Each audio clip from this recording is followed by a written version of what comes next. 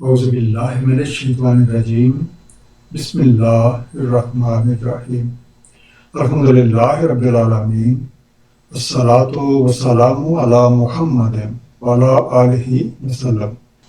انشاءاللہ آج کی اس نشست میں ہم سورہ حج کے مطالعہ کا آغاز کریں گے۔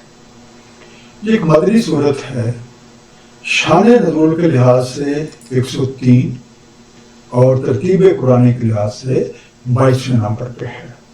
اس میں کل 10 رکوع ہیں جو کہ 78 آیات پہ مشتمل ہیں۔ سورت کا نام اس کی آیت نمبر 27 میں لفظ بالحج سے ماخوذ ہے۔ حج کا لفظی مفہوم کوئی ہدف مقرر کر لینا اور اس کے حصول کی خاطر کسی مقام یا کسی چیز کی طرف بار بار جانا کے ہیں۔ اسی کے مفاہیم میں حج کا قصد کرنا اور حجت قائم کرنا بھی شامل ہے۔ آئیے مطالعہ قرآن کا آغاز اس دعا کے ساتھ کرتے ہیں کہ اللہ تعالی ہم سب کو نبی کریم صلی اللہ علیہ وآلہ وسلم کے طفیل قرآن کریم کا صحیح مفہوم عطا فرمائے۔ سورہ حج رکوع نمبر 1 جو کہ آیات 1 سے 10 تک ہے۔ بسم اللہ الرحمن الرحیم۔ یا ایھا الناس اتقوا ربکم، اے لوگو تقوی کرو اپنے رب سے۔ انا زلزلۃ الساعۃ شیء عظیم، بے شک ساعت کا زلزلہ ایک عظیم شے ہے۔ زلزلہ زے لام سے بنا بنچال، کسی چیز کا اپنی جگہ سے ہل جانا، اکویک۔ اس آیت کا مخاطب زمانے میں موجود سب لوگ ہیں، چاہے وہ مسلمان ہیں، یہودی ہیں، عیسائی ہیں یا کسی اور مکتبہ فکر سے تعلق رکھتے ہیں۔ سب کو یہ نصیحت کی جا رہی ہے کہ وہ اپنا دامن ہر طرح کی برائیوں سے بچا کے رکھیں اور کوئی بھی ایسا کام نہ کریں جو مخلوق خدا کی سلامتی کے خلاف ہو۔ اور یہ بات ہر ایک کے پیش نظر رہنی چاہیے، وہ ساتھ یعنی وہ گھڑی آنے والی ہے جب موجودہ دور زندگی ختم ہو جائے گا اور پھر اس کے بعد ایک نئے دور کا آغاز ہوگا۔ یوم ترونھا تذہل کل مرضعۃ عما ارضعت، جس روز تم اسے دیکھو گے بے دھیان ہو جاتی ہے ہر دودھ پلانے والی اپنے دودھ پلائی کے۔ وَتَضَعُ كُلُّ ذَاتٍ حَمْلٍ حَمْلَهَا، اور وضع کر دیتے ہر حاملہ اپنا حمل۔ وَتَرَى النَّاسَ سُكَارَىٰ وَمَا هُمْ بِسُكَارَىٰ، اور تم دیکھو گے لوگوں کو مدہوش حالانکہ نہیں وہ مدہوشی میں۔ وَلَٰكِنَّ عَذَابَ اللَّهِ شَدِيدٌ، لیکن اللہ تعالیٰ کا عذاب شدید ہے۔ تذہب زال ہے لام سے بنا، گھبراہٹ اور پریشانی کی وجہ سے کسی چیز سے ربط اور ضبط رکھنے کے باوجود اس سے بے دھیان ہو جانا، نیگلیکٹ ہے لوگوں۔ وہ ساتھ یعنی تبدیلی کی وہ گھڑی جب آ جاتی ہے تو اس وقت تم دیکھ سکتے ہو کہ کس طرح بچے کو دودھ پلانے والی بھی اپنے بچے سے غافل ہو جاتی ہے، حمل والیوں کے حمل گر جاتے ہیں اور لوگ مدہوش نظر آتے ہیں حالانکہ وہ نشے میں نہیں ہوتے، بلکہ اس وقت کی سختی کی بدولت گھبراہٹ اور پریشانی کچھ اس طرح سے طاری ہو جاتی ہے کہ آدمی اپنے رشتوں، نعتوں اور دیگر چیزوں سے بے دھیان ہو جاتا ہے۔ اس وقت کی سختی کے بارے میں سورہ قمر آیت نمبر 46 میں ارشاد ہے، اور ساتھ بہت مجھکا دینے والی اور تلخ ہے۔ ساتھ کا علم صرف اللہ تعالیٰ کو ہے، اور یہ وہ گھڑی ہے اور اس جہاں سے رخصت ہو کر ہمیں اس سے اگلے جہان جانا ہے۔ وَمِنَ النَّاسِ مَن يُجَادِلُ فِي اللَّهِ بِغَيْرِ عِلْمٍ وَيَتَّبِعُ كُلَّ شَيْطَانٍ مَرِیدٍ، اور لوگوں میں سے کچھ مجادلہ کرتے ہیں اللہ تعالیٰ کے بارے بغیر کسی علم کے اور اتباع کرتے ہیں ہر شیطان اڑیل کی۔ وَكُتِبَ عَلَيْهِ أَنَّهُ مَن تَوَلَّاهُ فَإِنَّهُ يُضِلُّهُ وَيَهْدِيهِ إِلَىٰ عَذَابِ السَّعِيرِ، اور لکھ دیا گیا جس میں کہ جو کوئی بھی دوست بنائے گا اس کو تو وہ ضرور بھٹکائے گا اسے اور رہنمائی کرے گا اس کی بھڑکتی آگ کے عذاب کی طرف۔ کچھ لوگ ایسے بھی ہیں جو کسی علم کے بغیر اللہ تعالیٰ کے بارے میں بحثیں کرتے ہیں اور دل و جان سے ہر سرکش شیطان کی پیروی کرتے ہیں، حالانکہ یہ بات ہر کسی کو کھول کر بتا دی گئی ہے کہ جو کوئی بھی شیطان کو اپنا دوست بنائے گا تو وہ اسے گمراہ کر دے گا اور عذاب جہنم کے راستے پہ ڈال دے گا۔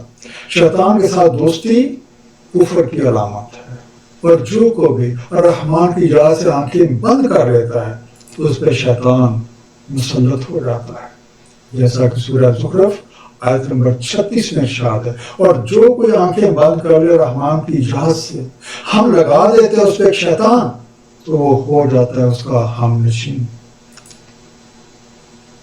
یا ایھا الناس ان کنتم فی ریب من البعث، اے لوگو اگر تم فریب میں ہو باس ہونے سے، وَإِنَّا خَلَقْنَاكُم مِّن تُرَابٍ ثُمَّ مِن نُطْفَةٍ ثُمَّ مِنْ عَلَقَةٍ ثُمَّ مِن مُضْغَةٍ مُخَلَّقَةٍ وَغَيْرِ مُخَلَّقَةٍ لِنُبَيِّنَ لَكُمْ، تو ہم نے تمہیں خلق کیا خاک سے، پھر نطفہ سے، پھر علقہ سے، پھر مضغہ سے متشکل اور غیر متشکل، تاکہ ہم کھول بیان کریں تمہارے لیے۔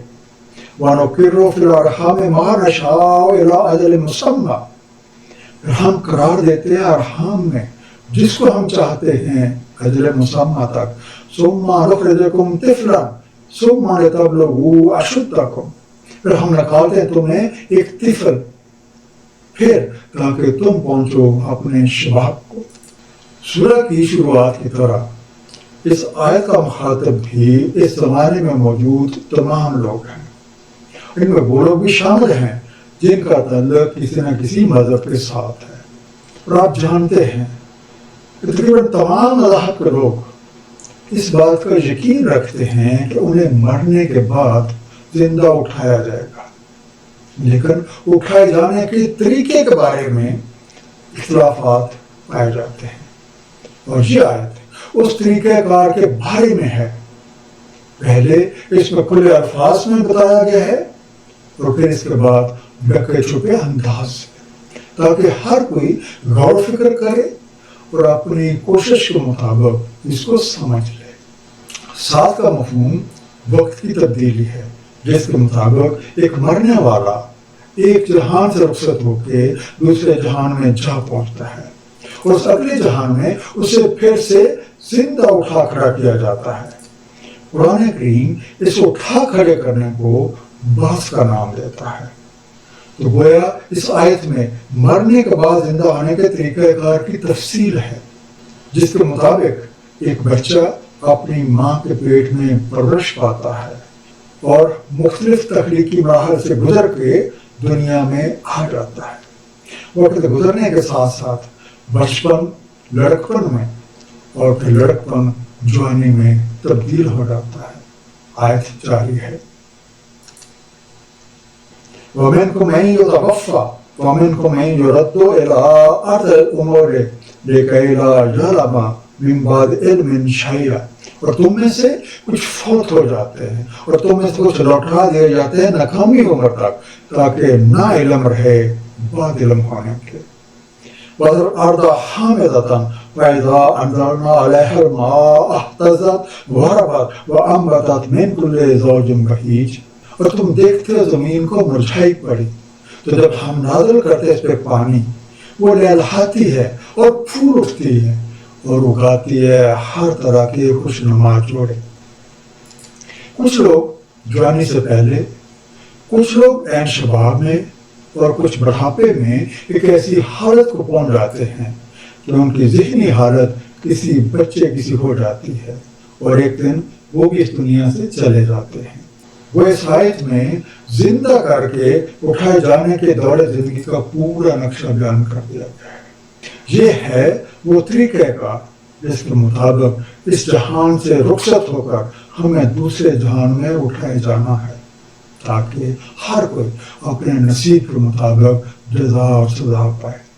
اسی بات کو ایسی زمین کی مثال کے ساتھ بھی بیان کیا گیا ہے جو فصل کٹ جانے کے بعد کھلی پڑی ہوتی ہے جب آسمان سے پانی اتر کر اس میں جذب ہو جاتا ہے تو اس کی تخلیقی صلاحیتیں پھر سے بیدار ہو جاتی ہیں، اس میں طرح طرح کی نباتات اگاتی ہیں۔ آیت کے آخر میں اس بات کا ذکر کہ یہ زمین پانی پی کر ابھرتی ہے انتہائی قابل غور ہے، کیونکہ عام مشاہدہ تو یہ ہے کہ پانی پی کر زمین دب جاتی ہے۔ ذالک بأن اللہ هو الحق وأنہ یحیی الموتى وأنہ علی کل شیء قدیر۔ یہ اس لیے ہے کہ اللہ ہی حق ہے، اور یہ کہ وہی زندہ کرتا ہے مردوں کو، اور یہ کہ وہی ہر شے پہ قادر ہے۔ وَأَنَّ السَّاعَةَ آتِیَةٌ لَا رَیْبَ فِیہَا وَأَنَّ اللَّهَ یَبْعَثُ مَن فِی الْقُبُورِ، اور یہ کہ ساتھ آنی ہے، نہیں کوئی فریب اس میں، اور یہ کہ اللہ تعالیٰ باز فرمائے گا جو القبور میں ہے۔ باز کیے جانے کا یہ طریقہ کار اللہ تعالیٰ نے بنایا ہے، کیونکہ یہ صرف اسی کی قدرت ہے، وہ مرے ہوں کو پھر سے زندہ اٹھا کھڑا کرتا ہے۔ وہ قادر مطلق ہے، اور اس نے ہر چیز کے لیے مقداروں کا قانون وضع کر دیا ہے، جس کے مطابق مختلف چیزیں تخلیق ہوتی رہتی ہیں۔ اس سے پچھلی آیت اس بات سے شروع ہوئی تھی کہ لوگوں کو سات کے نتیجے میں واقع ہونے والی موت کے بعد زندہ اٹھا کھڑا کیے جانے کے بارے میں شک و شبہ ہے۔ اللہ تعالیٰ نے وہ شک و شبہ دور کرنے کے لیے تمام تفصیل بیان کر دی۔ اب جو کوئی بھی اس آیت پہ غور و فکر کرے گا تو وہ اس حقیقت کو پا لے گا، اور ہے وہ لوگ جن کی حالت قبروں میں پڑے ہوئے مردوں کی طرح ہے کہ نہ وہ سنتے ہیں، نہ دیکھتے ہیں، اور نہ ہی عبرت پکڑتے ہیں، گویا زندہ بمثل مردہ ہے، ان کا شک مرنے کے بعد دور ہو جائے گا۔ ایسے لوگوں کے بارے میں سورہ اعراف آیت نمبر 179 میں ارشاد ہے، ہم نے بکھیر رکھا ہے جہنم کے لیے اکثر جن و انس کو، ان کے دل ہیں کہ نہیں سمجھتے ان سے، ان کی آنکھیں ہیں کہ نہیں دیکھتے ان سے، ان کے کان ہیں کہ نہیں سنتے ان سے، یہ ہیں جیسے چوپائے، بلکہ ان سے زیادہ بھٹکے ہوئے، یہی ہیں جو غفلت میں پڑے ہوئے ہیں۔ وَمِنَ النَّاسِ مَن يُجَادِلُ فِی اللَّهِ بِغَیرِ علم، لوگوں میں سے کچھ مجادلہ کرتے ہیں اللہ کے بارے میں بغیر علم کے، وَلَا هُدًى وَلَا کتاب منیر، اور نہ کوئی ہدایت اور نہ کتاب منیر۔ شان جائز فہی یضل عن سبیل اللہ، شان موڑ کر تاکہ بھٹکا دیں اللہ کی راہ سے۔ لہو فی الدنیا خزی ونذیقہ یوم القیامۃ عذاب الحریق، اس کے لیے دنیا میں رسوائی ہے اور ہم چکھائیں گے اسے یوم القیامہ کو جلانے والا عذاب۔ آیت نمبر 8 کا پہلا حصہ آیت نمبر 3 کی طرح ہے کہ کچھ لوگ کسی علم کے بغیر اللہ تعالیٰ کے بارے میں بحثیں کرتے ہیں اور دل و جان سے ہر سرکش شیطان کی پیروی کرتے ہیں۔ اس آیت میں مزید وضاحت فرما دی گئی ہے کہ ان لوگوں کے پاس اپنی بات کی دلیل میں نہ تو کوئی ہدایت ہے اور نہ ہی اللہ تعالیٰ کی نازل کی ہوئی کوئی روشنی بخش کتاب۔ در حقیقت یہ لوگ حق سے تکبر کرتے ہیں، منہ موڑ کر شانے اچکاتے ہیں، ان کی بحث و تمیز کا مقصد لوگوں کو بھٹکانا ہے۔ ایسے لوگوں کے لیے دنیا میں بھی رسوائی اور اس کے بعد اگلے مرحلے میں بھی جلن کا عذاب ہے۔ ذالک بما قدمت یداک، یہ ہے بسبب اس کے جو تم نے آگے بھیجا اپنے ہاتھوں۔ وَأَنَّ اللَّهَ لَيْسَ بِالظَّلَامٍ لِّلْعَبِيدِ، اور یہ کہ اللہ تعالیٰ نہیں ظلم کرتا اپنے بندوں پہ۔ جب ان تکبر کرنے والوں اور لوگوں کو بھٹکانے والوں کو مرنے کے بعد اٹھائے جانے پہ جلن کے عذاب میں ڈالا جائے گا تو ان سے کہہ دیا جائے گا یہ ہے وہ مستقبل جو تم نے اپنے ہاتھوں بنایا، یہ تمہارے اعمال ہیں، اس لیے تمہیں ہی بھگتنے ہیں، کیونکہ نظام خداوندی میں تو کسی پہ کوئی ظلم نہیں کیا جاتا۔ سورہ بقرہ آیت نمبر 286 میں ارشاد ہے، لہا ما کسبت وعلیہا ما اکتسبت، اس کے لیے جو اس نے کمایا اور اسی پر ہے جو اس نے کمایا۔ ہر کسی کا مستقبل اس کے اپنے ہاتھوں میں ہے۔ اگر ہم چاہتے ہیں کہ اگلے جہان میں ہمیں سہولتیں، آسانیاں اور راحت نصیب ہو تو اس کا سامان اسی دنیا میں کرنا پڑے گا، اور اس کا طریقہ یہ ہے کہ ہم سب استغفار کریں، توبہ کریں، ہمارے صالح انجام دیں اور مخلوق خدا کی ہر ممکن مدد کریں اور اپنی ذات کو لوگوں کے لیے خیر اور بھلائی کا سبب بنائیں۔ سورہ حج کے پہلے رکوع کا مختصر خلاصہ۔ سورہ کا آغاز خطاب عام یعنی اس دور میں موجود تمام لوگوں سے ہے، چاہے ان کا تعلق کسی مذہب سے ہے یا نہیں۔